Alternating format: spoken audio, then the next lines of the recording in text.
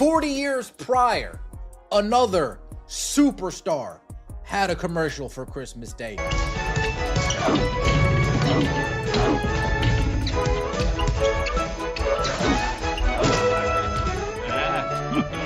Think Air Jordan this season. By Nike. Now, as you know, the Caitlin Clark commercial aired during the football games on Netflix, aired during the basketball games on ESPN, ABC. The Nike commercial came at the perfect time as far as Christmas release goes. All the past commercials they've dropped over the last 5 to 10 years, this Caitlin Clark From Anywhere campaign seems to be the most creative that Nike has been. 40 years to the day, December 25th, 1985. Nike drops Michael Jordan's first Christmas commercial, introducing the Air Jordan 1 and quietly changing sports culture forever. Now jump to Chicago, December 25th, 2024. Nike releases the Caitlin Clark From Anywhere campaign. The parallel is obvious, and it is deliberate. Nike does not play games with dates like this. But here is the part flying under the radar. Another Nike athlete also received a commercial this year, and when you place the two side by side, the contrast hits hard. Let's slow it down and really look at what was shown. Aja Wilson's commercial flips a nursery rhyme nearly everyone grew up hearing. A few words get swapped, her name is repeated, and that is essentially the entire idea. The concept stops almost as soon as it starts, with very little added beyond the reference itself. Now compare that to Caitlin Clark's spot. You see Travis Kelce and Jason Kelce. Travis Scott shows up. Michael Che from Saturday Night Live makes an appearance. Lisa Bluter, her college coach, is there along with Stephanie White, her current coach. There are layered callbacks to her past, including nods to her AAU team, the Attack, and even the boys basketball team wearing Attack jerseys in the background. The opening scene matters too. It starts in a driveway because that is where she spent countless hours shooting as a kid. One commercial feels like a deep dive built by a team locked in and paying attention. The other feels rushed, like it was wrapped up on a random Tuesday afternoon. Think about what it actually takes to pull off that level of production. A full residential block shut down, Nike vans lining the street, crews, lighting rigs, cameras everywhere, and at the center of it all, one of the biggest stars in women's basketball back in a driveway that started the whole story. Just 2 houses down from everyday families, kids inside eating breakfast, cars parked in the driveway, and suddenly the entire block feels different. Neighbors are peeking through their blinds, trying to process what they are seeing. Caitlin Clark standing in a driveway with cameras, lighting rigs, and a full Nike production crew. That kind of setup does not happen by accident. That level of coordination sends a message. Nike is not just filming content. They are signaling who receives the full Michael Jordan treatment and who does not.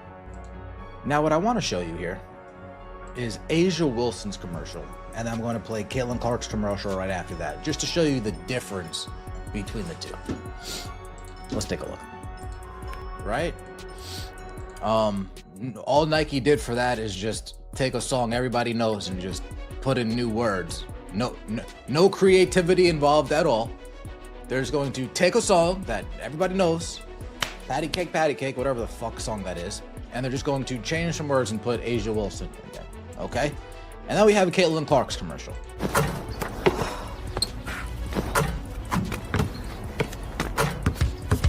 Hey, Caitlin! Can you make it from there?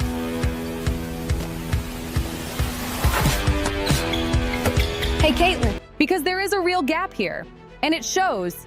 One athlete gets the we need to be done before lunch approach. The other gets a full neighborhood shut down, a stacked cast, and a long-term brand vision attached to her name. That difference matters more than people want to admit. From Anywhere is not just a phrase slapped on a screen. It is the backbone of the campaign. It is clean, easy to remember, and instantly shareable. You can already see people recreating it online, tossing shots from parking lots, sidewalks, gyms, and driveways, all tied back to the same idea. Can you make it from here? Can you make it from there? Can you make it from anywhere? That concept connects directly to what separates Caitlin Clark from everyone else. Her range, her confidence, her willingness to pull from places no one else even considers. Now look back at the Aja Wilson commercial with that same lens. What is the takeaway? What is the phrase people are supposed to repeat? What sticks in your head after it ends?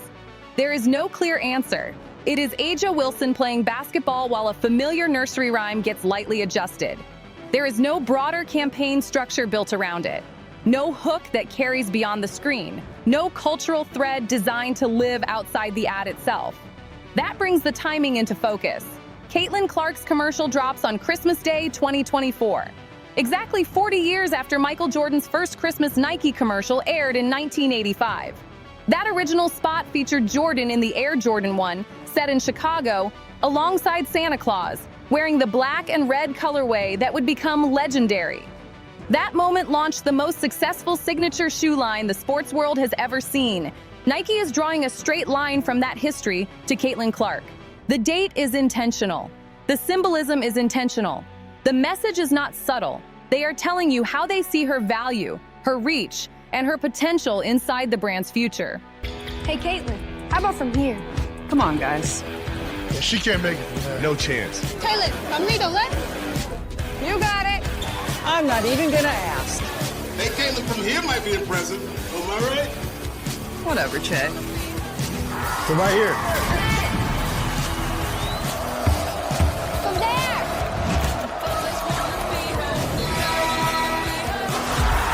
From anywhere. Now, if you can tell that one of these commercials actually took thought, planning, and the other one just took, let's just slap this together because she threw a fit about her shoe not coming out in time. Let's just throw this shit together and push it out there. I don't know what to tell you. But there is a catch that complicates everything. The commercial is strong. The buzz is real. The online momentum is building fast. The campaign is doing exactly what it is designed to do. And yet, there is no signature shoe attached to it. No product sitting on shelves for people to buy into the moment. We are watching a massive cultural push unfold in real time, late in December, with demand rising and nothing concrete for fans to grab onto yet. The reality is the Caitlin Clark signature shoe is not expected to release until sometime between late April and early May 2025. That creates a 4 to 5 month gap between sparking massive demand and actually delivering the product. Nike did roll out some merchandise alongside the commercial, so it was not a total breakdown. Still, the missed opportunity is hard to ignore. Christmas came and went with hype at full volume and no signature shoe on shelves, which is where the real money lives. Now zoom out and look at what creativity actually means in advertising right now. The Caitlin Clark commercial does more than look polished. It feels fresh in a way Nike has struggled to hit for years.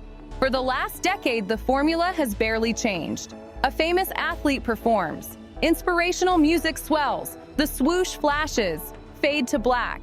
This campaign breaks that routine without trying too hard.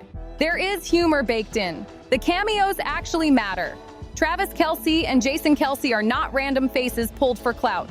Caitlin Clark has real history with them, including appearances on their podcast. Michael Che works because she has already stepped onto the Saturday Night Live stage herself.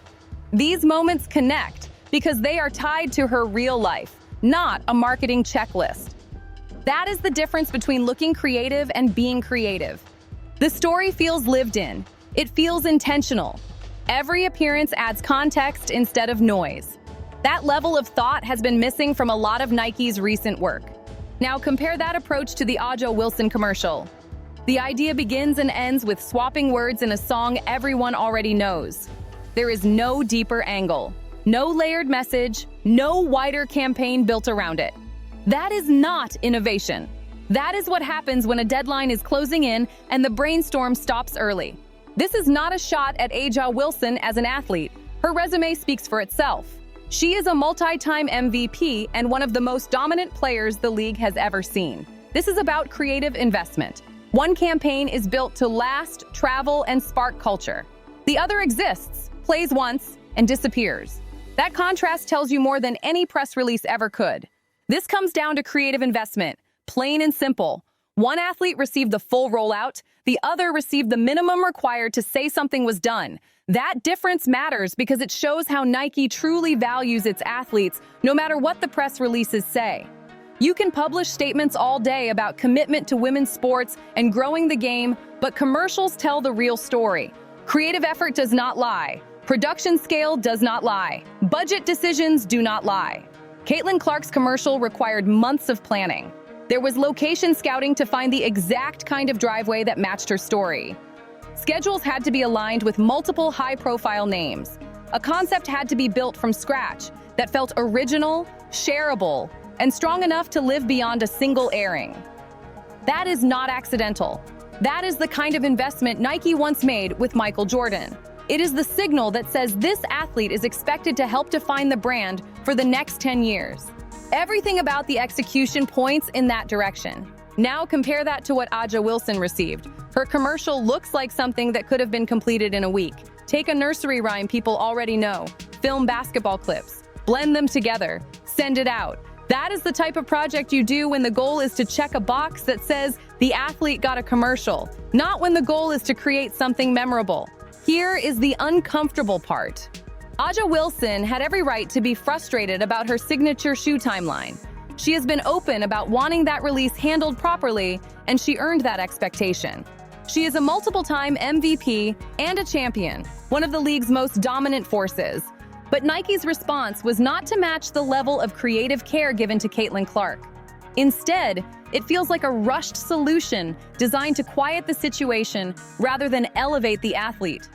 That contrast does not come from talent. It comes from how the brand chooses to invest. The Caitlin Clark commercial did not just quietly roll out. It aired during NFL games, streaming on Netflix, and NBA games on ESPN, giving it maximum possible exposure. Add in the Christmas Day placement and the 40-year callback to Michael Jordan, and this stops being about timing. This is Nike clearly signaling who they believe will drive their business into the next era. That decision carries weight far beyond one campaign. Look at what this means for the future of the WNBA market. If Nike is willing to publicly show this level of separation between two of the league's biggest stars, other brands are paying attention. Other athletes are paying attention too. The takeaway is simple. Market value dictates creative investment, and creative investment shapes cultural impact. The From Anywhere campaign is already spreading. People are recreating the concept on TikTok. The phrase is sticking. That only happens when a brand commits to an idea instead of just filling ad space. This was not about delivering a 30-second spot and moving on. It was about building something that lives outside the commercial itself. That is how culture is created. Not by checking off a contract obligation, but by designing a concept people want to participate in. Nike understands this better than most companies. They are not a charity. They are a business. They spend where they expect a return. The Caitlin Clark commercial cost more. It required deeper planning, heavier coordination, and more creative risk. Nike made that choice because they believe she will sell at a level that justifies it. On the other side, the Aja Wilson commercial required less effort, carried less risk, and delivered less impact. That is a business call based on projected revenue.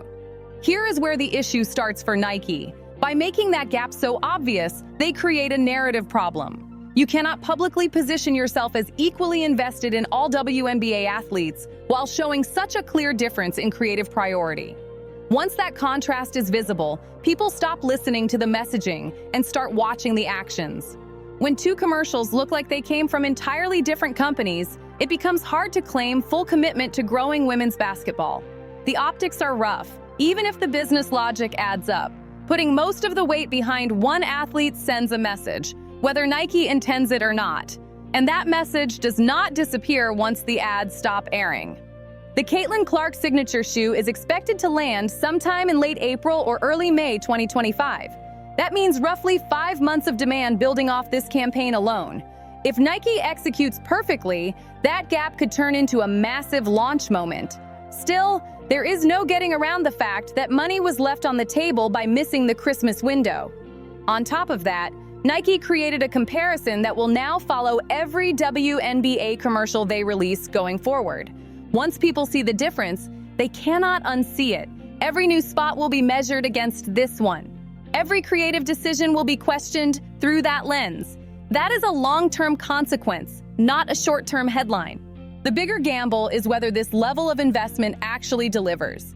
Michael Jordan's first Christmas commercial in 1985 kicked off a 40-year run that reshaped Nike's entire business. The Air Jordan brand now generates billions in annual revenue. That is the historical weight behind choosing that exact date for Caitlin Clark's campaign. 40 years later, Nike is signaling that they believe she can be the next athlete who shifts their trajectory in a meaningful way. That is a massive bet. Time will decide whether it pays off. What is already clear is how Nike sees the landscape right now. When these two commercials sit side by side, there is no confusion about who received the full creative push. That imbalance is not just a marketing detail. It is something that will shape how fans, athletes, and brands talk about WNBA marketing for years. The real debate is whether this approach is smart. Is it right to go all in on one projected superstar while giving others the minimum? Or should creative effort be equal across the board, regardless of market forecasts? This is how the story closes, and it is not subtle. Nike showed its hand, not through interviews, not through statements, through action, through budget, through creative priority.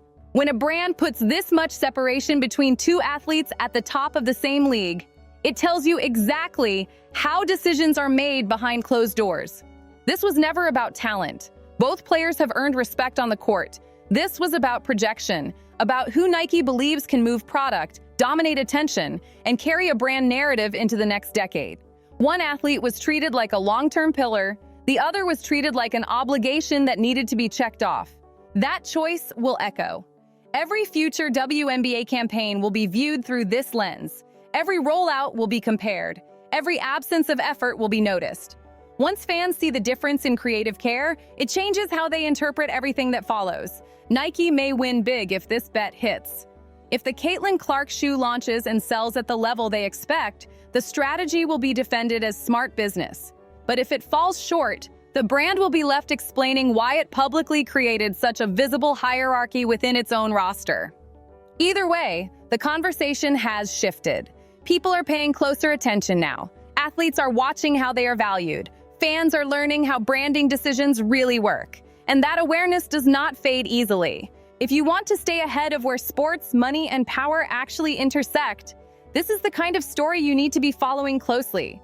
Keep your eyes open, pay attention to the details, and if you want more breakdowns like this, make sure you are locked in with Courtside Leaks, where the real plays happen off the court. We've got every angle covered, every leak, every backstage twist, every moment they won't show you.